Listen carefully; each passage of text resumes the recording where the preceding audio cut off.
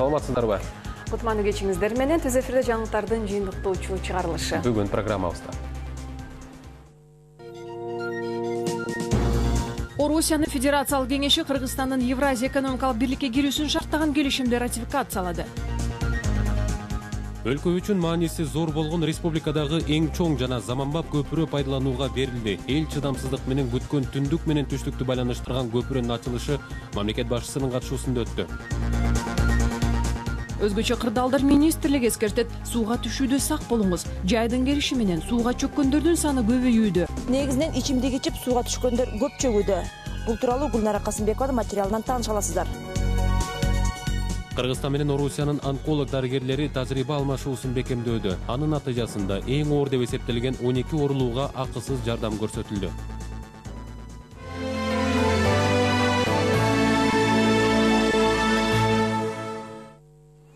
Орусиян Федерациялык кеңеши Кыргызстан Евразия экономикалык бирликке кирүүсүн шарттаган келишимди ратификациялады. Кеңештин күн тартибинде 2014 жылдын 29 майындагы Кыргызстандын Евразия экономикалык бирлигине кошулуусундагы келишимдин протоколун өзгөртүү, киргизүү жана эл аралык келишимдерди ратификациялоону талкуулоо маселеси менен бирликке Армениянын кошулуусу каралды. Белгилей кетсек, Кыргызстан ЭЭПке кирүүдөгү ички мамлекеттик процедураларды 22 майда аягына чыгарган. Бирликке мүчө өлкөлөрдүн ичинен биздин өлкөнүн ЭЭПке кошулуусун Армения биринчи болуп ратификациялаган. Белоруссиянын улуттук кеңеши болсо Кыргызстандын бирликке кирүүдөгү мыйзам долбоорун 30 июнда жактырса, анын изи менен Орусиянын мамлекеттик думасы 1 июлда документтердин пакетин ратификациялады. Экономикалык саясат, инновациялык өнүгүү жана ишкерлик боюнча Сенаттын комитети кечээ Кыргызстандын бирликке кошулуусу тууралуу келишимди палатанын кароосуна жөнөттү. Жалал Абад облусунда Датка Кемин электр чубалгы линиясынын акыркы тирөөчүнүн фундаменти коюлду. Ушул жумушту аткаруу үчүн Асканын боорунан узундугу 3 чакырымга созулган атайын жол салынды. Белгилей кетсек, Датка Кемин линиясы боюнча салынган бардык 929 тирөөчтөргө бара турган атайын жолдор салынды. Учурда алардын дээрлик көпчүлүгүндө орнотуп монтаждоо жумуштары аяктап, 5 гана тирөөчтүн жумуштары жыйынтыкталуу алдында турат. Жалпысынан 405 чакырымга созулган линиянын 334 чакырымына зым тартылып бүттү. Республикадагы эң чоң көпүрө пайдаланууга берилди. Ал эми Ош шаарынын тургундарынын басымдуу бөлүгү эс алган Акбура дарыясынын бүгүнкү күндөгү абалы кандай?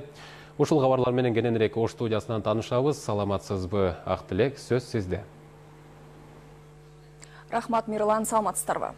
Республикадагы эң чоң көпүрө пайдаланууга берилди. Жалал Абад облусунун Сузак районундагы Көгарт дарыясына салынган көпүрөнү ачуу аземине президент Алмазбек Атамбаев катышты.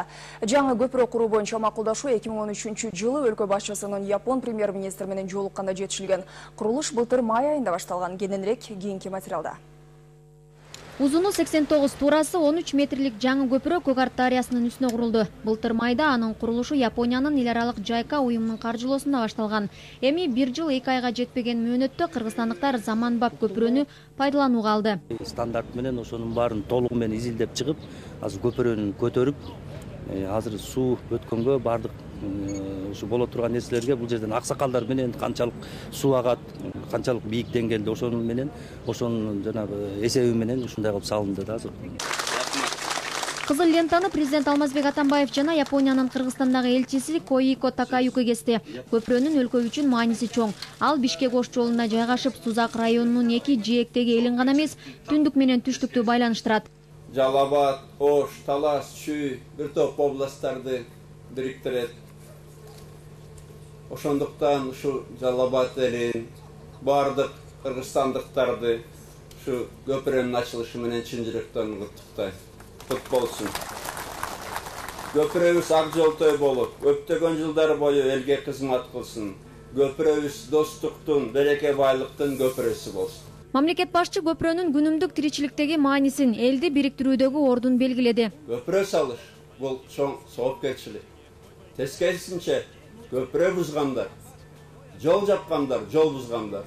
Бул ачык айтайын дагы бир жолу. Бул чоң күнөө. Жоопкерчиликтин так тескерисинчеси. Чындыгында ар бир адам көпүрө салууга мүмкүнчүлүгү бар. Анткени көпүрөнүн башка бир мааниси да бар. Мисалы, бир адам эки комшусун жараштырып койсо деле, ошо эки комшуга көпүрө болгону да. Ар бир адам ушундай бир ынтымактын, биримдиктин көпүрөсү боло алат. Бул сөздүн мааниси abdan çoğun köprüde oldu. Özgöçe Oş, Yalabat çergesinde her bir memleketin önügüsünün bir paydı balı bu köprü yoldur. Hazır görüp atasınlar. Kuday buyurursa men ölüp duran bir 2 yılın içinde men oyumça dаңгыраган 2-нчи жол бүтөт. Көпүрөнү Кыргызстан менен Япониянын ортосундагы достукту бекемдөө катарында кароого болорун өлкө башчы белгиледи. Күнчыгыш мамлекетинин өкмөтү ушуну менен 4-чү көпүрөнү Кыргызстанда салууну колдоду. Өлкөбүздүн достугу мындан арда чыңалаарына ишенем. Бул көпүрөнүн сиздердин өлкөңүздөрдүн өнүгүүсүнө экономикалык мааниси чоң. Көпүрө Кыргызстан элинин жыргалчылыгы үчүн кызмат кылсын. Курулуштун аяктоосун жергиликтүү эл да чыдамсыздык менен күтүп жатышкан. Эми алар дарыянын жээктен ашып кетүүсү болбойт деп үмүт кылышууда. Эски көпүрө 46 жыл мурда курулуп, анын жапыстыгынан суу ташкыны болуп турчу. 89-жылы жаратылыш кырсыгынан жүздөгөн турак жайлар жабыркаган. Бир убактар juda көп өтәрәтә су. Эски көпүрө тар жана жапыс болчу. Ошондон улам суу көтөрүлгөндө жээктен ашкан суудан көп жабыр тартчубуз. Жаңы көпүрөнүн салынганына абдан ыраазыбыз. Алдыда Япон өкмөтү менен биргеликте Бишкек-Ош жолундагы туннелди куруу жана жолчуларга техникалык жардам көрсөтүү жөнүндө макулдашуу бар. Ал максатты ишке ашырууга Япония $116 миллион бөлөт. Бурулай Пусурманкулова, Гүлбара Кенжеева, Акжол Айбашев, Коомдук 1-канал, Жалал Абад облусу. Түндүк-түштүк альтернативдүү жолунун курулушунун түштүк тарабында жумуш жаан-чачы жана сел коркунучунан улам белгиленген мөөнөттөн кеч башталды. Бул туурасында Унаа жана байланыш министри Аргынбек Малабаевдин жол курулушу менен таанышканда белгилүү болду. Түндүк-түштүк альтернативдүү жолу Жалал Абад облусунун Сузак жана Тогуз Тороо райондорунун аймагынан өтөт. Жолду куруп жаткан ишкананын инженеринин айтуусунда, өткөн жылы түштүк тарабында белгиленген жер жумуштарынын 70% аяктап, түтүктөр өткөрүлүп, көпүрөлөр тирөөчү дубалдары коюлуп, туннелди куруудагы даярдыктар жасалган.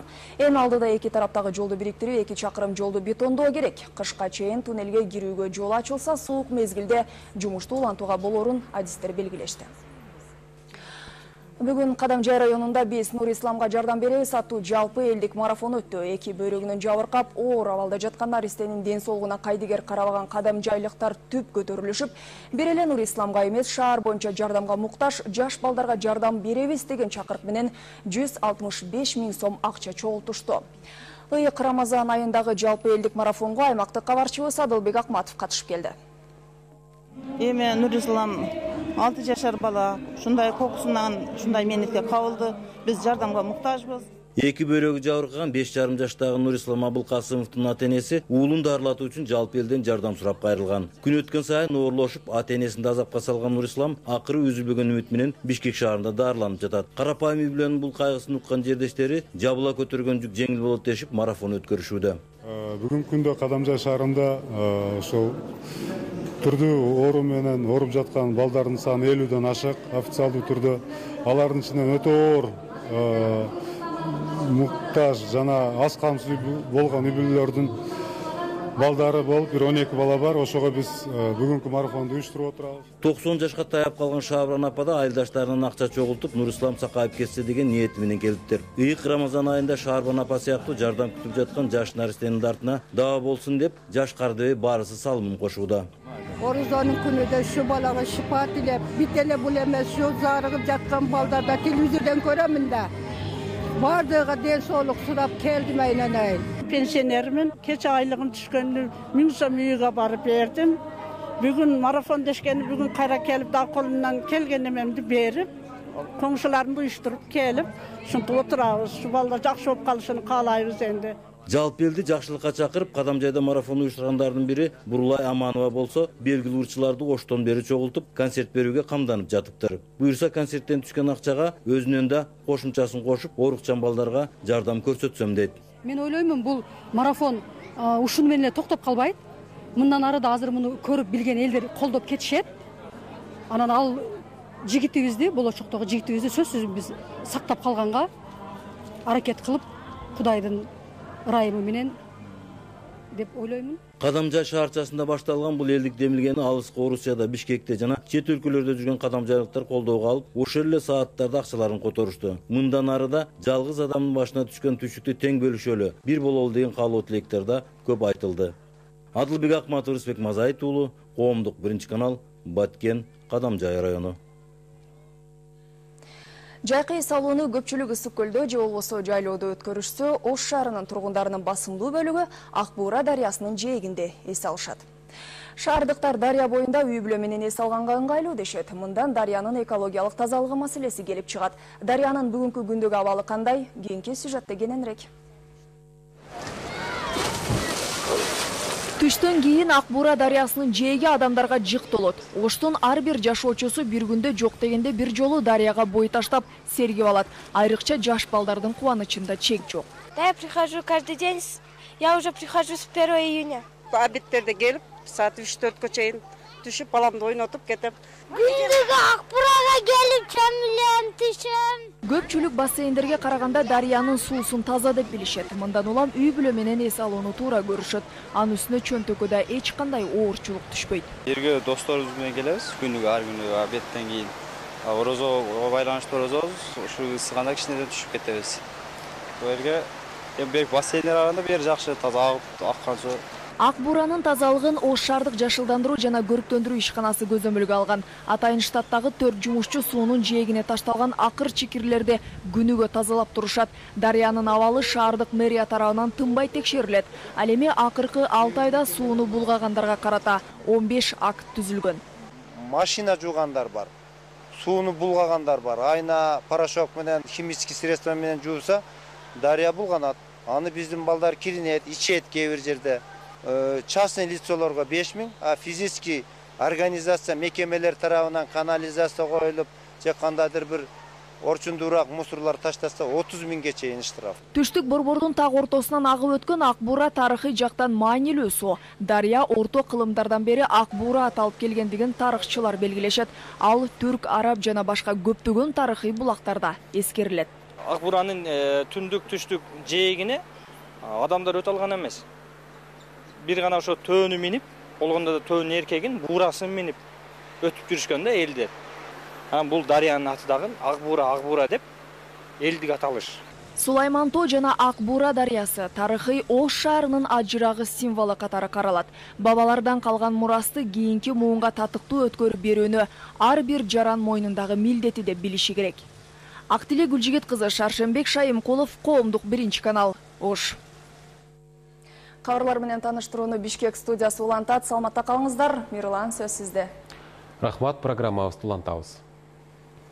Жайдын келиши менен сууга чөгүп өлгөндөрдүн саны көбөйүүдө. Бул жарандардын сууга түшүү маданиятын билбегендиктен жана каникул маалында ата-энелер балдарына көңүл бурбай эркен койгондугунан болууда. Мындан улам өзгөчө кырдаалдар министрлиги сууга түшүүдө коопсуздук эрежелерин сактоону эскертүүдө. Темага Гүлнара Касымбекова токтолот. Сууга түшүү сезону башталгандан бери жалпы өлкө боюнча 17 адам сууга чөгүп каза болду. Алардын арасында жаш балдар да бар. Тагыраак айтканда 3 бала сууга чөгүп өлдү. Негизинен мындай учурлар Чүй облусунда көп катталууда. Сууга түшкөндө абайлап чыгып атасыңарбы? Ооба. Терең жагына барбагы? Анткени чүйдө каралбай калган суулар көлмөлөр көп. Жарандар болсо ысыкта ошол кароосуз калган сууларга көзү өтүп, бир чулкуп чыкканга шашат. Бирок сууларды балыр басып кеткендиктен арды кейиштүү бүткөн жагдайлар көбөйдү. Өз баштан өткөрмөйчө эс алгандар сууга чөгүп кетүү коркунучу бар экенин эти барга деле албайт дейт суучулдар. Негизинен кырсыктын себеби кайдыгерлик жана жоопкерчисиздиктен, кебелбеген көңүл кошуктан болууда. Айтканды угушпай көбүнчө сууга чөгүп эметкенде ошо ичимдик ичкендер да. Ошолор көбүнчө 1-2 сыйра келип айтып эме кылып кетебиз болбой эле. Ошолор ичкилик көп ичкендер кездешет, кирип кеткендер көп, анан жаш балдардан. Суучулдардын айтымында ачкылдан ууртап татып алгандар терең барба деп эскерткен сайын атайын суучулдарга көрүнүш үчүн көлдүн ортосуна чейин кетип калат. Ал эми оюнга тойбой турган балдарда коркуу сезими жок болгондуктан ойго келбеген опурталдуу аракеттер жасап жибериши мүмкүн. Ошондуктан суучулдар балдарды эч качан сууга жалгыз жибербөө керектигин эскертүүдө. Отдыхать. Эс алган жакшы, бирок баладан көздү албаш керек. Анткени 1 мүнөт эле карабай калсаң, ал бирдин ичинен чыгат. Анан чоң трагедияга айланышы ыктымал. Айрымдар жээкте чоңдор жүрөт, карап турушпайбы деп балдарды жалгыз кое берет. Алар өз баласы болбогондон кийин кечке карай бермек беле. Я даже один раз мы были на Иссык-Куле. Бир жолу Ысык-Көлдөн бир окуяга күбө болгом. Ата-энеси көлгө түшчү кийимдерин кийип чыкканча баласы жээкте ойноп аткан. Чоң толкун келип баланы агызып кетти. Мен чуркап жеткенче бала чарчап калыптыр. Ата-энеси болсо баланы жээкке таштап кийинип жүргөн учурлары болчу. Суга чөгүүнү этибар албаган балдар түшүп атып эле бири-бирин тумчуктуруп ойногонду жакшы көрөт. Бирок бул оюндун аркасында чоң кайгы жаткандан алардын кат кабары да жок. Көп эле жерге түшүп жүргөм, бирок коркпойм. Суга орточо түшөм. Суучулдардын айтымында спирт ичимдигинин күүсү менен күүлөнүп сууга түшкөн жашы жетелек балдар дагы кездешет. Талап боюнча суунун тереңдиги 1,5 метр келген жерге чейин эле түшүү зарыл. Анан да суу карууну кетирип коерун эске алып, спирт ичимдигин ичкендер көлмө жаагын сууга түшпөй койгон эле дурус. Гүлнара Касымбекова, Тимур Сыдыгалиев, Коомдук 1 канал. Кыргызстандык жана орусиялык онколог дарыгерлер Бишкекте биргелешкен операцияларды жасашты. 3 күн аралыгында Борбор калаада эң оор деп эсептелген 12 оорулууга акысыз жардам көрсөтүлдү. Тажрыйба алмашуу үчүн келген орусиялык врачтар кыргыз дарыгерлеринин аракетин жогорку деңгээлде деп баа беришти. Кененирээк кийинки материалда. Кыргыз онколог адистери менен тажрыйба бөлүшүү үчүн Орусиядан профессорлор менен дарыгерлердин тобу келди. Биринчи күнү алар онкологиялык оорулар темасындагы конференцияга катышты. Орус эксперттери ата мекендик онколог дарыгерлердин адистик чеберчилигин жогору баалашты. Мы приехали, во-первых, наладить контакты. Биз бири-бирибизден үйрөнө турган нерселер көп. Кыргызстандын онколог врачтары жакшы, биз дагы жакшы курам менен келдик. 3 күн аралыгында кыргыз кесиптештери менен орусиялык врачтар ар кайсыл клиникаларда 12 оор операция жасашты. Орусиялык тажрыйбалуу хирург Алексей Рябов дагы кесиптештеринин ишин жогору баалайт. Кыргыз медицинасына материалдык жактан олуттуу колдоо зарыл. Большинство специалистов Биз мастер-класс өткөргөн жокпуз, кызматташалы деп жатабыз. Кыргызстанда адистердин тажрыйбасы чоң, колдоо гана керек. Операция жасоо оңой эмес. Мындай чоң делегация менен дарыгерлер дайыма эле келе бербей турганын профессор Хаким Бебезов белгилейт. Анын пикиринде кыргызстандык онкологдор коңшу өлкөнүн адистеринен артта калбайт. Бирок мындай сапарлардын болушу илим жана медицина үчүн пайдалуу. Провели 10-12 операцию. Ар дайым окуп, дүйнөдө болуп жаткан жаңылыктарды үйрөнүп туруу керек. Алар 12 операция жасашты. Биз да мындай операцияларды жасайбыз, бирок ыкмаларыбыз башкача. Орусиялыктар жалаң гана оор деп эсептелген операцияларды акысыз жасады. Эми алдыда мындай кызматташтыктын алкагындагы тажрыйба алмашууну бекемдөө үчүн кыргыз врачтары Орусияга барышат. Бурулай Пусурманкулова, Зарема Мусаева, Алтынхан Бабаев, Коомдук 1 канал. Кадимки балдар айланасындагы адамдардын көңүлүн өзүнө бурдурууга аракеттенип, ата-энесин эркелеп, өзүнө тартууга болгон аракетин жумшашат. Ал эми аутизм илдетине чалдыккан балдарда бул көрүнүш таптакыр карама-каршы. Алар коомчулуктан оолак болуп, жалгыздыкты сүйүп, өздөрүнүн жеке дүйнөсүндө жашоону каалашат. Медицинада аутизмде дарылап айыктыруучу бир дагы дары-дармек жок.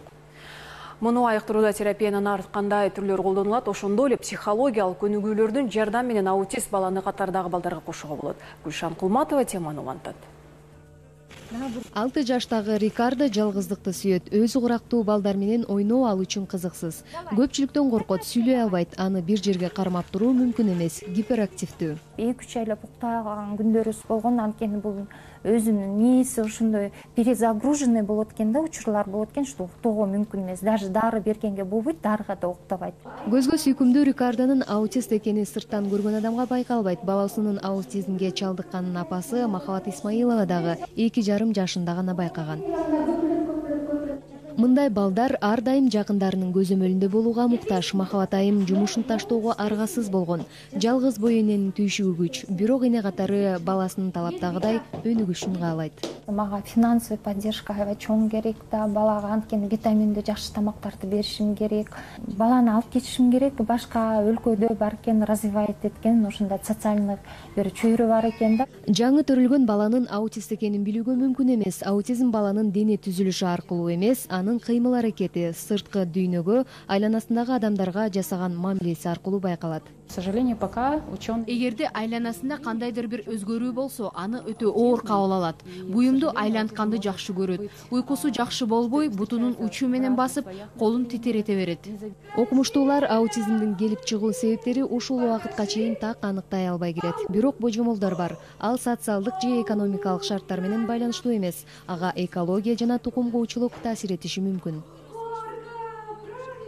Заманбап медицинада аутизмди дарылап айыктыруучу бир дагы дары-дармек жок. Муну айыктырууда терапиянын ар кандай түрлөрү, педагог, психологдордун таасири чоң. Өлкөдө аутисттерди караган атайын клиника жок. Болгону бир гана жеке ресурстук борбор бар.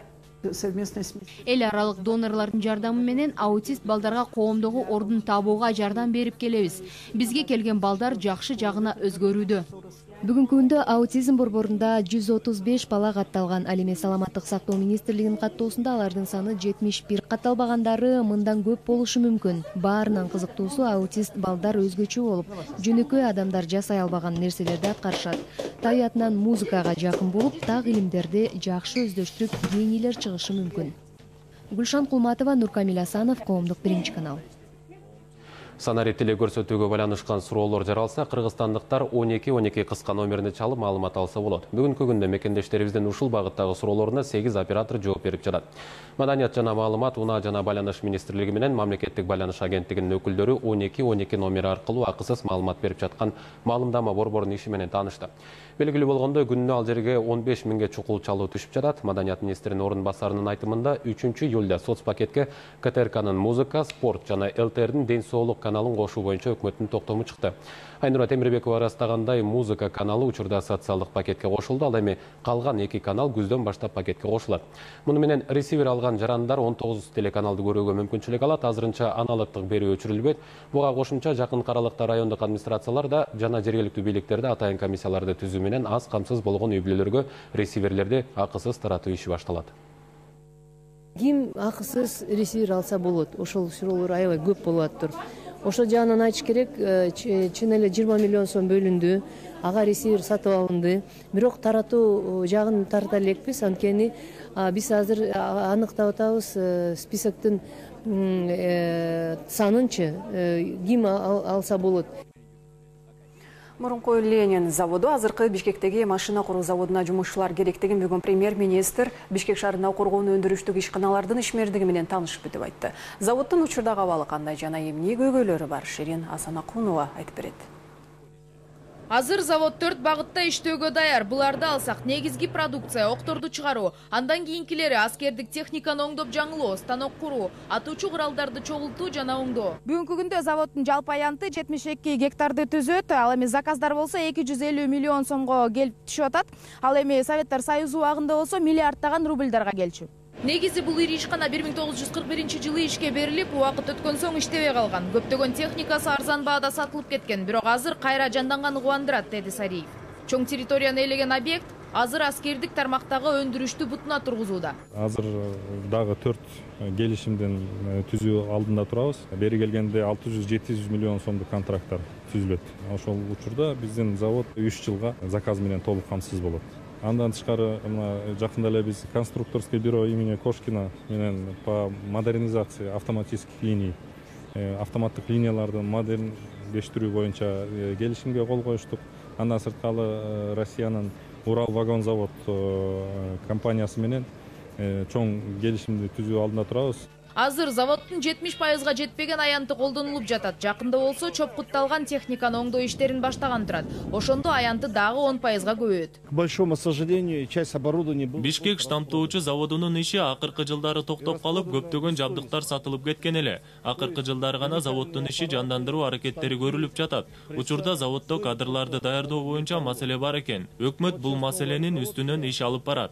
Бир эле цехке азыр 620 адам керек. Маянасы көтөрүлгөн. Айлык акы азыр 20 миңден 30 миң сомго чейин. Бирок талаптарга жооп берген иш билгилер жок болуп жаткандыгын завод жетекчилери дагы айтты. Ошондуктан азыр кесиптик техникалык лицейлер менен сүйлөшүүлөр жүрүп жатат. Өкмөт башчысы бул объекти өлкө коопсуздугу жана өндүрүшү үчүн абдан чоң мааниге ээ экенин белгилеп, өкмөт бул объекттерге өндүрүштү токтотпоо үчүн ар тараптан көмөктөшүүгө даяр экенин билдирди.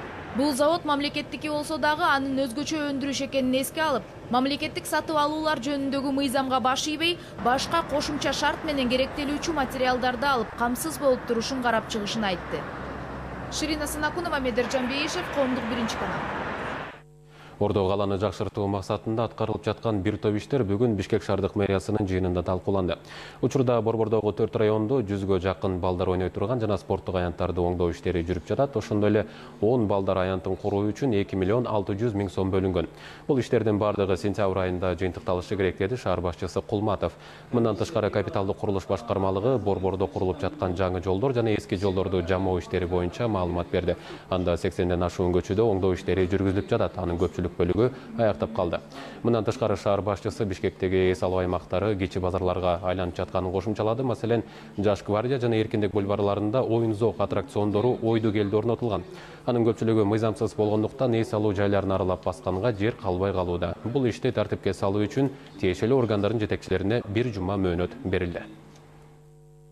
Доложиться и прям с конкретным решением вопроса. Оюн-зоок аттракциондорун тартипке салышы керек. Бульварлардын ичинде велосипед тебилип, батуттар жана теннис столдору жайгаштырылган. Бул жерде ортомчу отуруп алып, жакшы пайда көрүп жатат. Мен 1 жума мөөнөт берем, бардыгы мыйзамдаштырылсын. Басканга жер калбай калууда, азыр жайкы эс алуу. Ал эми балдардын бара турган жери жок. Потому что лето, детям некуда ходить.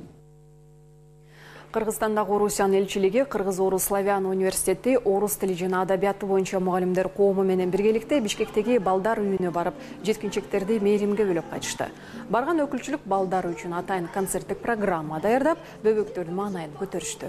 Оюн-зоок аларга дем берип, бөбөктөр үчүн орус тилиндеги китептерди, окуу куралдарын жана таттууларды таратышты. Уюштуруучулар мындай камкордукка алуу аракеттери менен орус тили менен маданиятын жайылтууну көздөрүн айтышууда.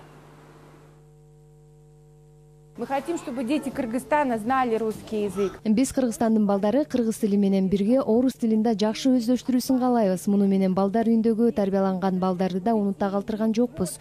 Роскызматташтыктын мектепке чейинки бөбөктөргө жана мектеп курагындагы балдарга арналган атайын программалары бар. Андагы программа балдардын тилин өнүктүрүүгө жардамын тийгизет деген үмүттөбүз. Программабыз мына ушундай окуялар менен толукталды. Ушул жана башка кабарлар биздин сайтка да жайгаштырылды. КТРК Чекит KG сайт аркылуу биздин программаларды онлайн түрүндө да көрө аласыздар. Акыркы кабарлар, урунтуу жана кызыктуу окуялар КТРК Чекит KG сайтында.